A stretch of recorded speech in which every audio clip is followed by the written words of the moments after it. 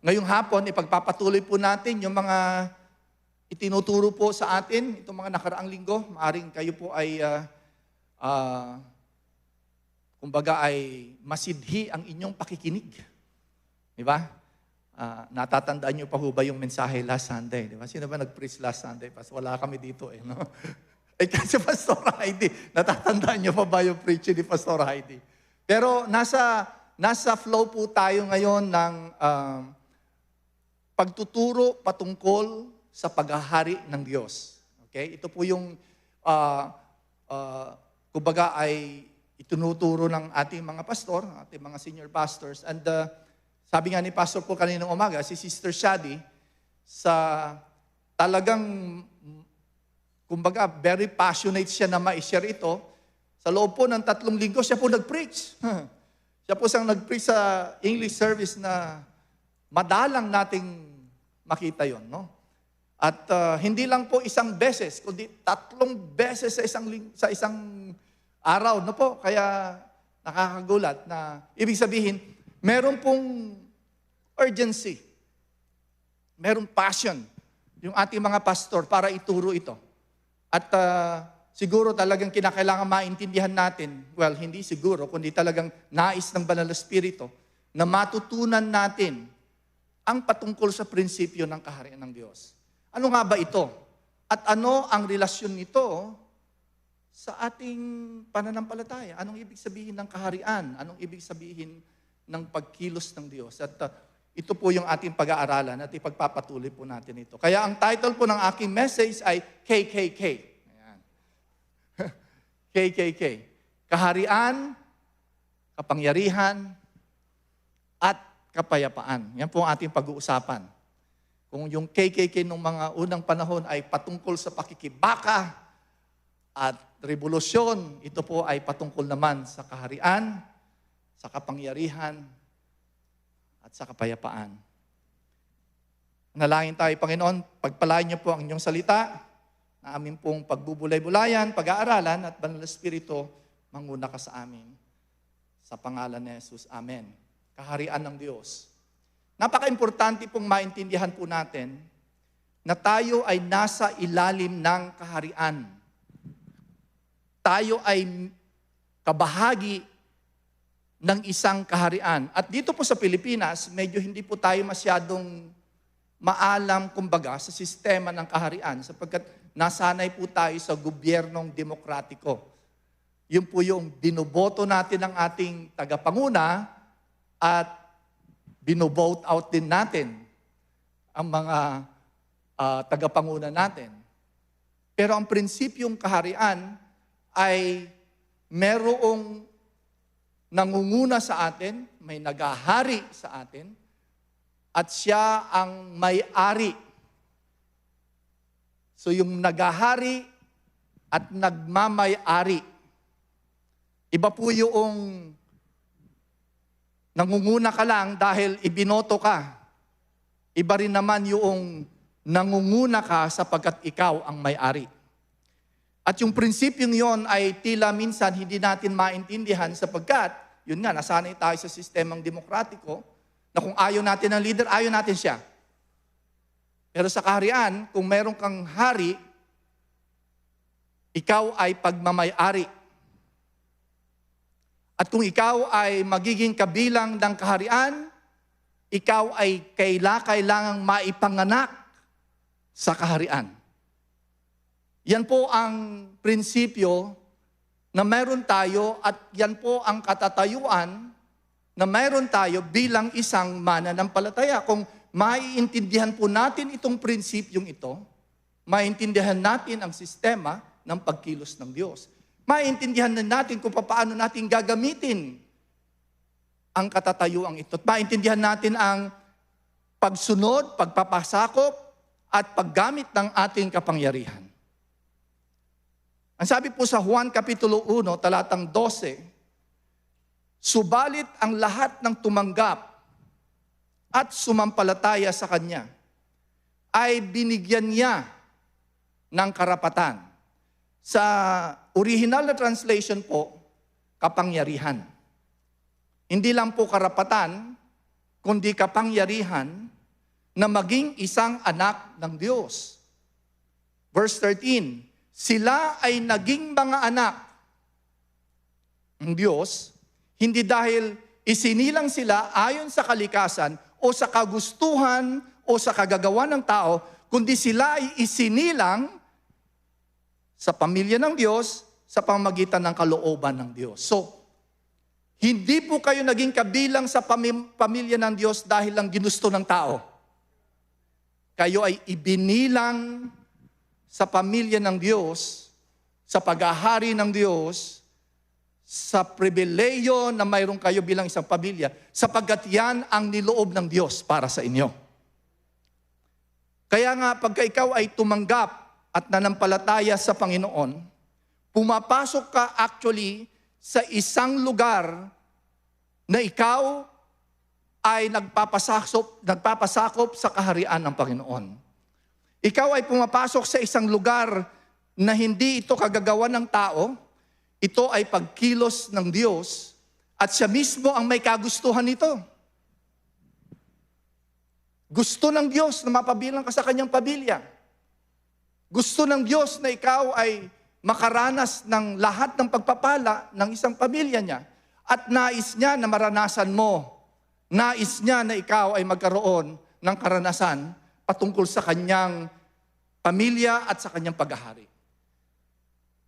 In fact, yung tanong po na bakit kaya nilikha ng Diyos ang tao? Hindi niya naman kailangan ang tao. Naitanong niyo na pa ba yan?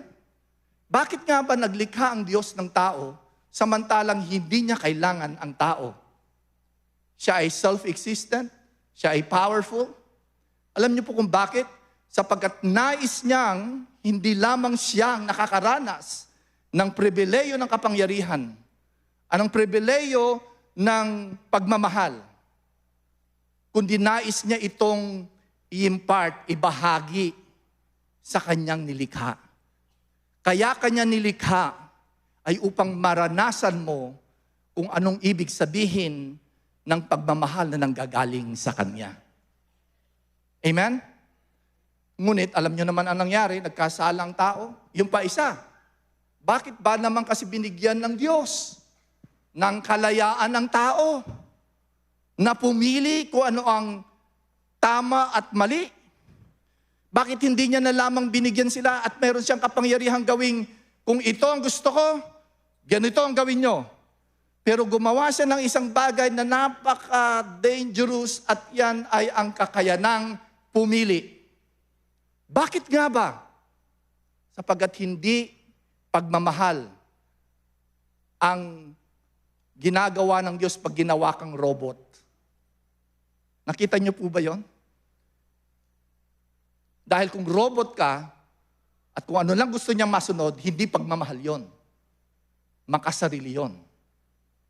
Binigyan niya kanya ng kalayaan para pumili upang ang pag-ibig mo ay manggaling din sa iyong pagpipili.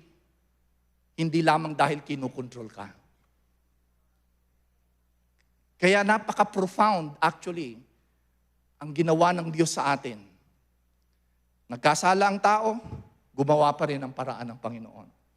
At yun nga po ang naging dahilan kung bakit kinakailangang mamatay si Kristo.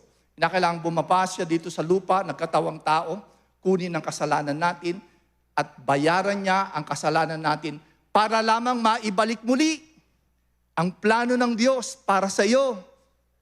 Para hindi mo sayangin ang buhay mo dahil lamang sa kasalanan, dahil lamang sa hindi mo pagsunod sa Kanya. Gumawa pa rin siya ng paraan. Kaya nga, ang sabi nga ng mga scholars, itong dispensation of grace o ang panahon ng biyaya, magtatapos po ito. Hindi po lahat ng panahon laging ganito. Darating ang panahon na yung kanyang pagpapasensya, yung kanyang paghihintay sa makasalanang sangkatauhan, magtatapos din. May panahon din na ito ay matatapos at tatayo siya bilang isang hari na hindi lang umiibig, kundi hahatol.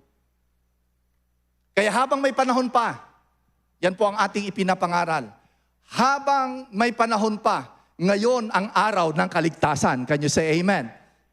Yun po ang dahilan kung bakit patuloy po nating ipinapangaral. Kasi hindi po sa lahat ng panahon ay ganito ang kalayaan na ibibigay sa atin sapagkat mayroong panahon na tayo ay hahatulan.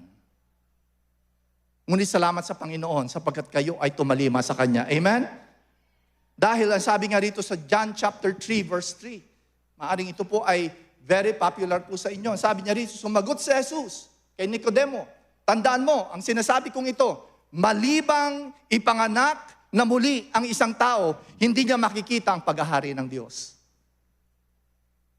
Now, hindi lamang po ito tumutukoy sa pagpunta sa langit, kundi ngayon pa rin, hanggang ngayon, ay pwede mong makita, maranasan, at magkaroon ng karanasan patungkol sa paghahari ng Panginoon. Ngunit kinakailangan mo ay panganak na muli. Kinakailangan mong tanggapin siya. Kinakailangan mong bayaang ang banal na espiritu ang baguhin ka upang pagharian ka ng Panginoon. Sapagkat ang mangyayari kapag tinanggap mo siya at naipanganak kang muli, magkakaroon ka ngayon ng karanasan ng kanyang kaharian. Kaya ang kaharian ng Diyos ay hindi lamang po sa langit. Nandiyan po ba kayo? Ang kaharian ng Diyos ay maging dito sa lupa, mararanasan mo na yon. Mararanasan mo na ang kanyang pagkilos. Mararanasan mo ang kanyang mga milagro. Mararanasan mo ang kanyang wisdom. Mararanasan mo ang kanyang pangunguna. Matututunan mo ang kanyang mga prinsipyo sa pamamagitan ng kanyang mga salita. Kaya nga po ang banal na kasulatan, lalo na po ang New Testament, ito po ay talaan ng katuruan patungkol sa kaharian ng Diyos. Ito po ay, kaya nga sabi ng ating Panginoong Yesus, kung nais niyong maintindihan ang kaharian ng Diyos, ang kaharian ng Diyos ay katulad ng isang magsasaka na naghahasik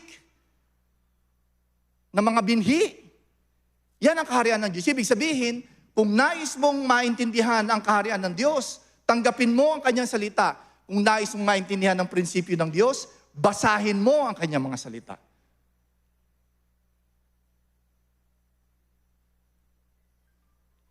So sabi rito sa John chapter 3, kinakailangang maipanganak kang muli. Ano mangyayari po sa inyo kapag kayo naipanganak na muli? Philippians chapter 3 verse 20, sapagkat kayo ay magiging isang mamamayan ng langit. Yan po ang ating magiging status. Tayo po ay citizen of heaven. Kaya napaka-importante po na magkaroon po tayo ng mindset na hindi lamang po ako dito sa lupa mamumuhay. Nandiyan po ba kayo? Alam niyo po, minsan nag-iisip po ako sa aking personal bang reflection. Gaano ka ba katagal mabubuhay dito sa lupa? Minsan, pag ikaw ay, sabi sa Bible, 70, 80, pag nagka-bonus ka, 100, di ba? 100 years. Kalimitan po sa atin, ang nagiging mindset natin, yun ang buhay. Mga kapatid, katiting lang yun. Sa talagang span ng buhay natin. Nandiyan po ba kayo? In fact, yung buhay natin dito sa lupa ay parang butil. Binhi. Kaya nga dapat mong itanim yung butil na yan Kasi pagka yan ay naitanim, mamumuhay yan ng matagal. So ang buhay natin dito sa lupa, isang maliit na mustasa pa lang yan. Marami pa tayong makikita.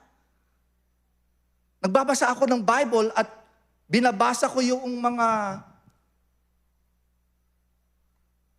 mga tao na nagbigay ng propesiya na darating ang panahon, maghahari ka dito sa lupa. Napakatindi yun. Maghahari ka ng libo-libong taon. Sa mga hindi pa nakakabasa po doon sa teolohiyang yon, babalik tayo dito sa lupa. Nare-realize niyo po ba yun? There will be a millennial reign dito sa lupa. Well, iba pa yung mararapture tayo. Meron tayong part is sa heaven. Hindi po ba? Iba pa yung may reward and then may assignment na ibibigay sa iyo. At sasabihin sa iyo, Kevin, naging tapat ka sa iyong buhay dito sa lupa, ibibigay ko sa iyo ang paghahari sa Paris, sa France. Yan ang magiging paghahari mo. O ikaw, Erwin, naging tapat ka, papadala kita sa Afghanistan.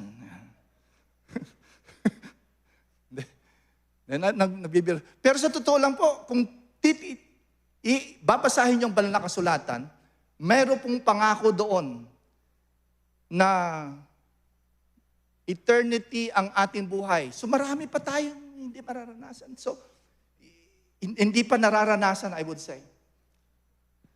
So, wag po ninyong tignan lang ang buhay nyo dito sa lupa. Kaya nga yung buhay natin dito sa lupa bilang isang binhi or bilang isang butil ay ginagamit natin sa pagsisilbi, paglilingkod, at paggamit ng ating buhay para sa kaluwalhatian ng Panginoon sapagkat meron niyang reward sa mga susunod na panahon. Can you say amen? So, yung paghahari ng Diyos ngayon ay nangyayari na sapagkat tinitrain ka sa mga susunod pang mga panahon. Ang kaharian ng Diyos, tignan niyo po ito, Matthew chapter 3, verse 1 to 3. Nang panahong yun, dumating si Juan na tagapagbautismo sa ilang ng Judea at nagsimulang mangaral. Ganito ang kanyang sinasabi, magsisi kayo at talikuran ang inyong mga kasalanan sapagkat malapit nang dumating ang kaharian ng Diyos. Si Juan ang tinutukoy ni Propeta Isaias nang sabihin niyang ito ang pahayag ng isang taong sumisigaw sa ilang. Ihanda ninyo ang daraanan ng Panginoon, gumawa kayo ng mga tuwid na landas ng kanyang lakaran. Si Juan Bautismo ang pinakalas na propeta ng Old Testament. Siya po yung pinakalas na naghahanda para sa pagdating ng kaharian ng Diyos. Kaya nangaral siya na mag-prepare na kayo. Darating na ang kaharian ng Diyos. Matthew chapter 4, verse 12 to 17. Nang mabalitaan ni Jesus na ibinalanggo na si Juan at bumalik siya sa Galilea. Ngunit hindi siya tumira sa Nazareth, kundi sa bayan ng Capernaum na nasa baybayin ng lawa ng Galilea na sakop ng Zebulon at Naphtali. Sa gayon, natupad ang sinabi ni Propeta Isaias, lupain ng Zebulon at lupain ng Naphtali, daanang papunta sa lawa sa ibayo ng Jordan, sa Galilea ng mga hintil. Ang mga taong nasa kadiliman ay nakakita ng maningning na ilaw.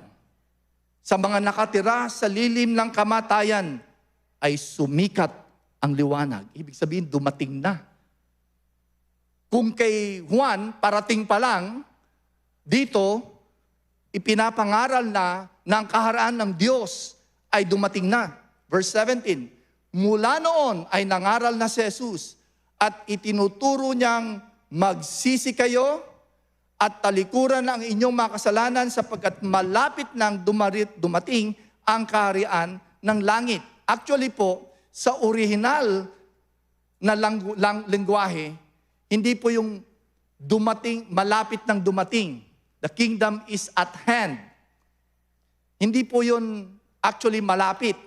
Kapag sinabi mong at hand, ano ibig sabihin? Ano po yan? Andito na. So ibig sabihin, ang paghahari ng Diyos ay dumating na nung si Jesus ay nagsimula na ng kanyang ministeryo dito sa lupa.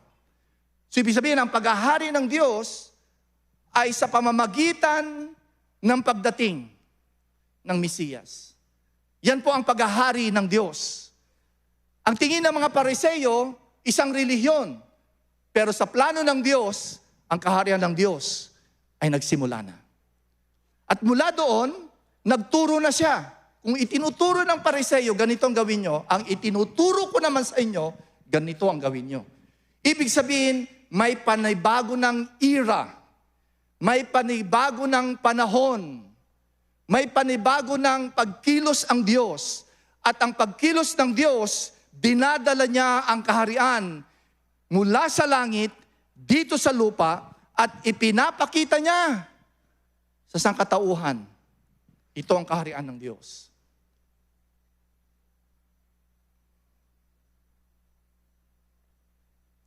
Kaya naman, kinakailangan nating kilalanin si Jesus sapagkat kung tayo ay nanampalataya sa ating Panginoong Jesus, ibig sabihin, nagpapasakop na tayo sa paghahari ng Diyos. Can you say amen? Kaya nga, kapag tumanggap ka kay Jesus, meron kang assurance of salvation. Di po ba? Meron kang, hindi mo na iisipin, ako nga ba'y pupunta sa langit o hindi? Hindi. Pupunta ka sa langit. Bakit? Kabilang ka na sa langit. You're part of the kingdom of God. You're part of the family of God. Luke chapter 17 verse 20 to 21. Minsan, si Jesus ay tinanong ng mga Pariseo kung kailan darating ang kaharian ng Diyos. At ito po ang, tignan niyo po kung paano niya sinagot ito. Sabi nila, kailan ba darating ang kaharian ng Diyos? Sapagkat sila mismo naghihintay din. At sumagot siya, walang makikitang palatandaan ng pagdating ng kaharian ng Diyos. At wala rin nagsasabing, narito na, naroon na. Di ba? Parang gano'n, di ba? Kasi yun ang kaisipan nila eh. Oh, may trompeta at andyan ang hari. Hindi. Ang pagdating ng kaharian ng Diyos, sabi niya rito, ay nasa kalooban ninyo. Nasa pagtanggap ninyo. Nasa pananampalataya ninyo. Kung yung Pariseo, naghahanap ng grand entrance na kabalyero, military, procession, andito na ang kaharian ng Diyos. Hindi. Ang pagdating ng kaharian ng Diyos, at ito po ang kinakailangang maintindihan po natin, kasi minsan namimiss natin. Lumalakad na at kumikilos na ang Diyos sa harapan mo, hindi mo pa napapansin. Can you imagine that? Kausap nila ang lumikha ng langit at ng lupa at niyuyurakan at minamak nila.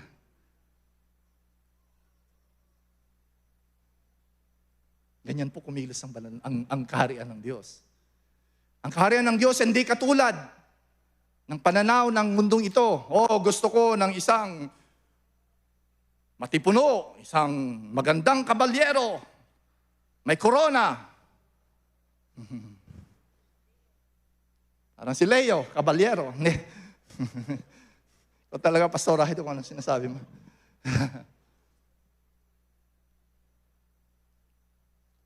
Kaya minsan, maging maingat po tayo dahil ang pagkilos ng kaharian ng Diyos ay hindi base sa standard na iniisip natin.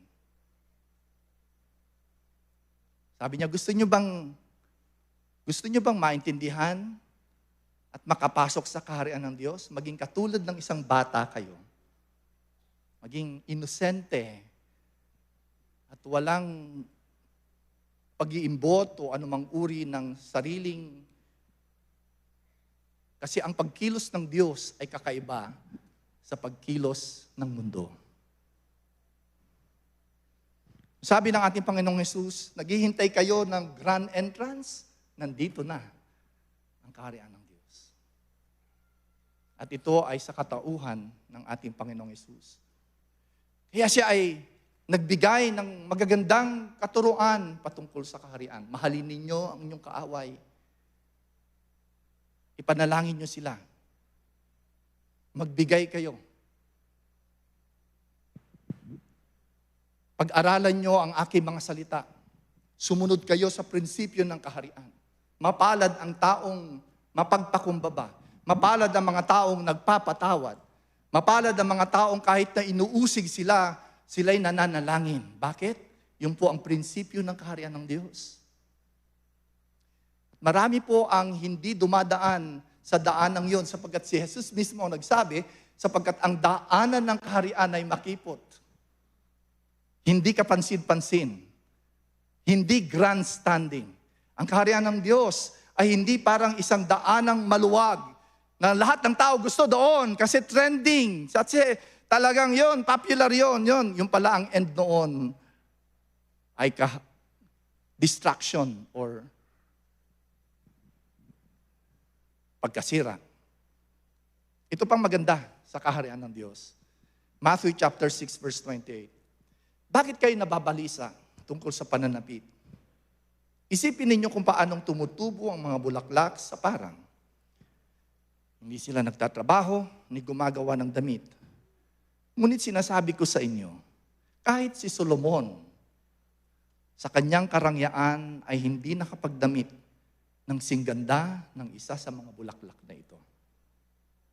Kung dinadamitan ng Diyos ang damo sa parang, nabuhay ngayon, at kinabukasan ay iginagatong sa kalan, kayo pa kaya?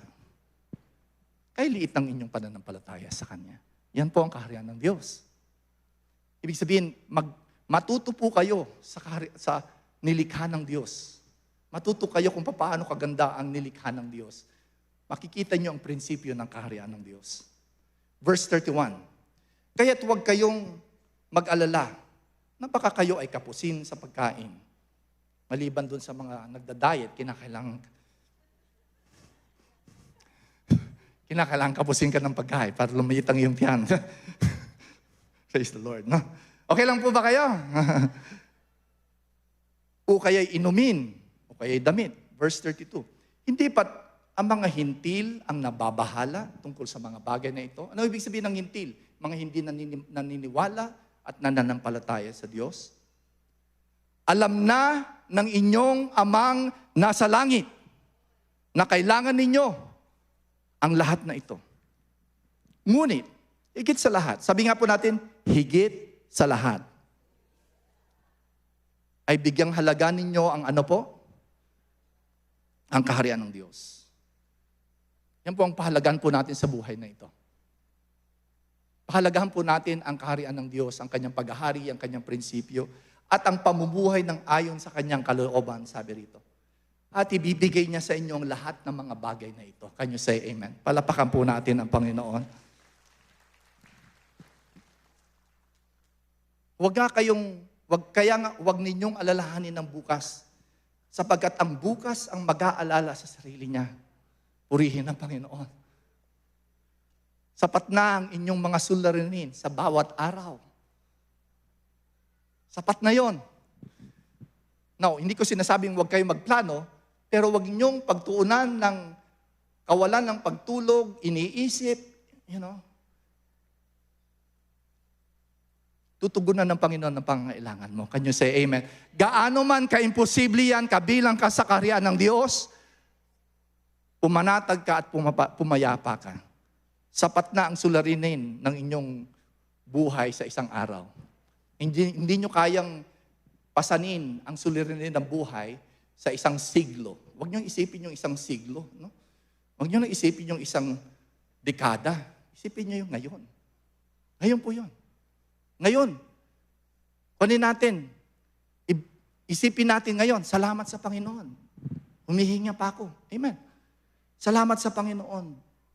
Malakas pa ako. Malakas ang aking pamilya. Bukas, anong mangyayari? Bahala ng Panginoon. Yan ang ating dapat na ipagkatiwala sa Panginoon. Meron kayong mga business na iniisip o mga trabaho na iniisip. Bahala na ang Panginoon doon. Ngayon pa lang, magpasalamat na kayo sa Panginoon. Palapakan po natin ang Panginoon yan. Amen! Malaking bagay po yon. Maaalis po ang inyong anxiety, burden, depression, insomnia. Makakatulog po kayo ng mahimbing, mamayang gabi, can you say amen? Itulog nyo lang po yan, sapagkat ang Diyos ay kumikilos habang kayo natutulog. Can you say amen? Nasa Bible po yon. Psalms 127. Habang daw kayo natutulog, kumikilos ang Panginoon. Wow! Ganyan katindi ang kaharian ng Panginoon. Now, maganda po ang pagkakasabi sa Luke chapter 12, yung parehong prinsipyo. chapter 12, verse 29. Kaya't huwag kayong labis na mag-isip. Pakikalabit mo nga katabi mo, sabi mo, huwag kang masyado mag-iisip. Yan. O, huwag na ho kayong magsikuhan na mag-asawa para hindi naman masyadong halata. O, hindi po ba? Amen. Huwag kayong labis na mag-isip kung saan kayo kukuha ng kakainin at iinumin. Huwag na kayong mangamba. Ang mga bagay na ito ang pinagkakabalahan ng mga taong di nananalig sa Diyos. Alam ng inyong Ama na kailangan ninyo ang lahat ng iyan. Subalit, bigyang halaga ninyo ng higit sa lahat ang kanyang kaharian.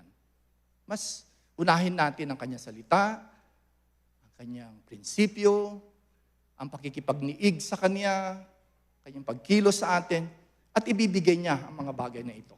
At yung mga bagay na yun sa pagbibigay niya, hindi sa kaparaanan natin. Minsan meron tayo kasing set na kaparaanan. O, Panginoon, ganito ang gawin mo, ha? Ganito. Step 1, hindi eh. May kaparaanan ng Diyos eh. Minsan, yung pinakamaliit na kaparaanan ay hindi natin naiisip, yung pala ang gagamitin ng Panginoon. Ganyan kumilos ang kaharian ng Diyos. Mga bagay ba na hindi mo inaasahan, pero yung palang ginagamit ng Panginoon? Hindi po ba? And then, meron siyang napakagandang sinabi po rito sa verse 32. Huwag kayong matakot, munting kawan, sapagkat ikinalulugod ng inyong Ama na ibigay sa inyo ang kanyang kaharian. Hindi niya ito parang bahala ka. Hanapin mo yan kung nasaan, itinatago ko yan. Magdusa ka para makita mo. Hindi. Binibigay niya yon sa atin. Nandiyan po ba kayo? Handa niyo bang tanggapin? Handa niyo bang yakapin yung kaharian ng Diyos? Handa niyo bang pagtiwalaan yung kaharian ng Diyos? Yun po yung nais ng Panginoon. Kaharian ng Diyos. Nasa unang K pa lang tayo. Ako'y matatapos na. Kapangyarihan. Matthew chapter 16. Matatapos na po ako. 10 minutes na lang po. Nang dumating si Jesus sa bayan ng Cesarea ng Filipos, tinanong niya ang kanyang mga alagad, sino raw ang anak ng tao ayon sa mga tao? At sumagot sila, sabi po ng ilan, kayo po daw si Juan tagapagbautismo. Sabi naman ng iba, kayo daw si Elias. At may nagsasabi, kayo daw si Jeremias. O kaya ay isa sa mga propeta. Well, tinanong sila ulit ni Jesus, kayo? So yan ang sinasabi ng iba? Yan ang mga chismis, di ba? Yan ang trending sa social media, hindi ba? Kayo, sino ako sa inyo? Yan ang napakagandang tanong. Kayo, ngayong hapon, sino siya sa inyo? Siya ba ay hari? Siya ba ang nagmamay-ari? Siya ba ang Panginoon? Sabi ni Simon,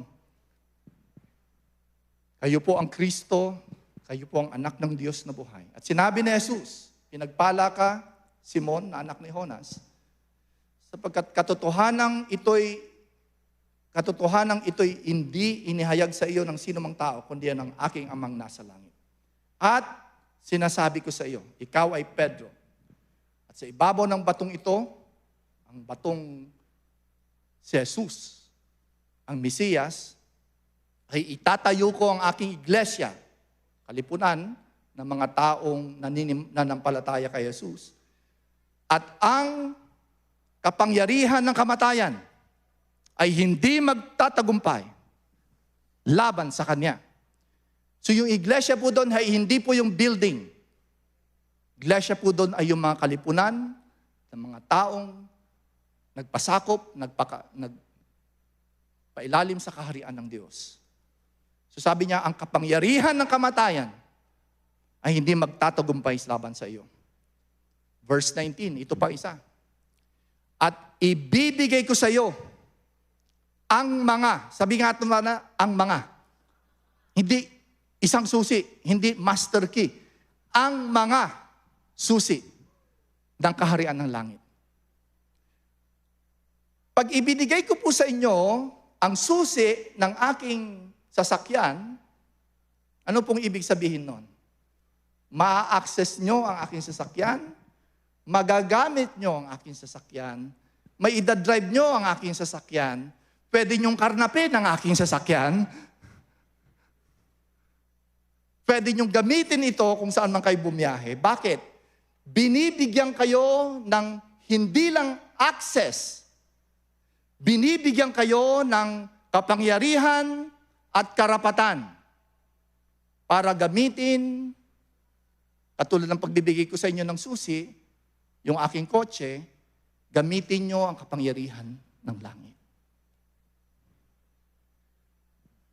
Maraming mananampalataya ang hindi nare-realize kung gaano ka-powerful yan. Binibigay ko sa iyo ang aking pangalan. Gamitin mo ang aking pangalan. Lahat ng otoridad sa langit at ang lupa ay ibinigay na sa akin. Kaya humayo kayo. Binabakapan ka ng langit bilang isang mamamayan ng kaharian ng Diyos. Ano man ang pasampalatayanan mo. Ano man ang ideklara mo sa pangalan niya at sa kanyang mga salita. Binibigyan ka ng kapangyarihan upang ideklara ang kalooban ng Diyos dito sa lupa. In fact, tinuruan pa niya ang disciples niya. Ganito ang dapat ninyong maging prayer. Ama namin na nasa langit, sambahin ang ngalan mo. Mangyari nawa ang kalooban mo dito sa lupa, gaya ng sa langit. Walang ibang may kapangyarihan, walang ibang may karapatan na magsalita at manalangin yan, kundi ang kanyang mga anak, na marami sa kanyang mga anak hindi ginagamit ang kapangyarihan niya.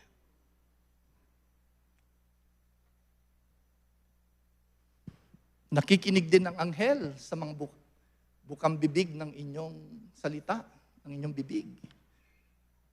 Sabi ng salita ng Diyos, kapag nakaparinig sila ng salita at utos ng Diyos mula sa iyong bibig, ang inyong mga anghel ay magiging busy sa pag-deliver ng mga dapat ninyong matanggap mula sa Panginoon.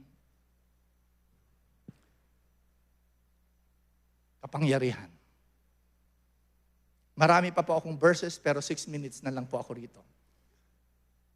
Pero, ang nais ko pong gawin po ninyo bilang isang praktikal na aplikasyon. Pag uwi nyo sa inyong bahay, pagpasok nyo pa lamang sa inyong bahay, pagpasok nyo pa lamang sa inyong main entrance ng inyong gate, inyong ideklara ng inyong bibig, ang tahanang ito ay kabilang sa Diyos. Ito ay pinagpalang tahanan, ito ay pinagpalang bahay, at lahat ng mga anghel ay nandito at nagbabantay sa bahay na ito. Can you say amen? Ang biyaya ng Diyos ay nandito sa tahanang ito. Ang sabi ng salita ng Diyos, ang sino man nagtitiwala sa Kanya ay nandoon ang kayamanang nanggagaling sa Panginoon. Gamitin po ninyo ang mga susi na ibinigay sa inyo. Deklarasyon, pananalangin, pagtitiwala, at hindi po yung kayo'y parang nagmamakaawa. Dapat kayo ay nagtitiwala. Malaki ang pagkakaiba ng nagmamakaawa na tulungan ka ng Diyos kaysa sa nagtitiwala. Na Panginoon, sinabi mo sa iyong salita, ito ang aking pagtitiwalaan. Ito ang aking paghahawakan. May mga imposibleng bagay ka bang kinakaharap sa pamilya mo, sa mga anak mo, sa mga pamilya mo, sa tahanan mo? Walang imposible sa hari ng mga hari at Panginoon ng mga Panginoon. Magpasakop ka lang sa Kanya. Panghuli, kapayapaan. Kung alam mo ang kaharian at kabilang ka doon, at ginagamit mo ang kapangyarihan ayon sa Kanyang salita, lalakad ka ng may kapayapaan dahil alam mong ang Diyos ay tapat sa Kanyang pangako para sa iyo. Can you say amen? Philippians chapter 4 verse 6 to 7. Bakit natin nasasabi ito? Huwag kayong mabalisa tungkol sa anumang bagay. Sa halip, hingin ninyo sa Diyos ang lahat ng inyong kailangan sa pamamagitan ng ano po?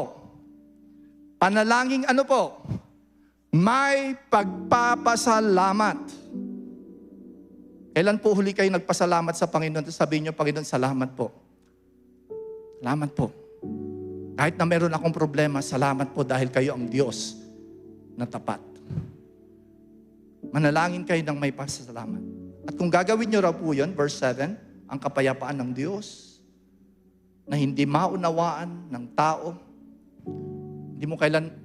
Minsan may mga kapayapaan na hindi mo maintindihan bakit meron ka noon. Pero yun ay galing sa Panginoon. Sabi niya rito, ito mag-iingat sa inyong puso at sa inyong pag-iisip dahil sa pagkikipag-isa ninyo kay Kristo Jesus. Yan po ang nais ng Panginoon para sa atin. Can you say amen? Romans chapter 14 verse 17. Sapagkat ang paghahari ng Diyos ay hindi tungkol sa pagkain o inumin. Sapagkat pinoprovide niya ng Panginoon. Ay niya masyadong isip. God will provide your needs. Can you say amen? Chicken, peanuts lang kay Jesus yan. Di ba? Ito ay tungkol sa, matuwid na pamumuhay. Ibig sabihin, inuuna mo ang lumakad ayon sa kanyang mga salita. Kung may opportunity ka para magsinungaling, hindi mo gagawin yon. Sapagkat pinahahalagahan mo ang prinsipyo ng salita ng Diyos. Sapagkat naniniwala ka na anuman ang iyong itinanim, iyong aanihin. Pipiliin mo kung ano yung makatuwiran. Yan ang kaharian ng Diyos. Kapayapaan. Sapagkat ang banal na Espiritu ay manguna sa iyo. At kagalakan ay pinagkaloob ng banal na Espiritu. Amen? Hallelujah! Tayo po'y manalangin. Tumayo po tayong lahat. Balikan ko po yung verse na binasa ko nung una. Sapagkat ang sino mang tumatanggap sa Kanya ay pinagkakalooban niya ng kapangyarihan at karapatan para maging isang anak ng Diyos. Tumatanggap. Ngayong hapon, maari, mayroon dito na hindi mo maalala kung nanalangin ka ng isang panalangin na, Panginoon, gusto ko na pong isuko ang buhay ko. Nais ko pong tumigil na sa buhay na parang ako lang ang nabubuhay. Gusto ko pong magtiwala na sa inyo. Ang sabi ng Panginoon, lumapit ka lang sa akin. Ang aking distansya sa inyo ay isang panalangin na taos sa puso. Maghahari ako sa buhay nyo. Maghahari ako sa puso mo. At mula ngayon, ako na ang piloto at driver ng buhay mo. Kung pipiliin mo, kung hindi naman, hindi kita pipilitin. Pero kung pipiliin mong magpasakop sa Kanya, sasabihin ko sa inyo, ngayon pa lamang, magsisimula ang isang bagong buhay at buhay na may kapayapaan at buhay na may pagkilos ng Panginoon. So kung hindi mo pa naalala na tinanggap mo siya at isinuko sa buhay mo, lahat po tayo ay yumuko. Ipikit po natin ang ating mga mata. At kung ikaw yon, alam mo sa puso mo, hindi pa siya ang hari. Ikaw pa ang nakaupo sa trono ng iyong buhay. Panahon na para paupuin siya sa buhay mo. Habang lahat ay nakayuko at nakapikit. At ikaw yon, itaas mo lang yung kanang kamay at tutulungan kita sa panalangin. Nais mong tanggapin si Jesus. Amen. Ikita ko po yung mga kamay na yun. Amen. Ganun pa ho ba? Huwag na po nating, kumbaga ay ihinder pa. Alam ko kinakausap ka ng Banal na Espiritu. Ngayon ang araw ng iyong pagsuko sa Panginoon. Taas mo lang yung kanang kamay. Amen. Amen. Papanalangin ka po namin. Praise God. Mayroon pa hong isa pa ho na hamon ko sa inyo. Pwede po bang pumunta kayo dito sa harapan? Alam ko pong medyo malaking desisyon yon, pero hihintayin po namin kayo. Kung kayo po ay nagtaas ng kamay, di po kayo dito sa harapan. Pagpipray namin kayo.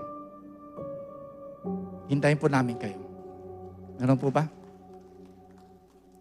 Amen. Amen. Praise God.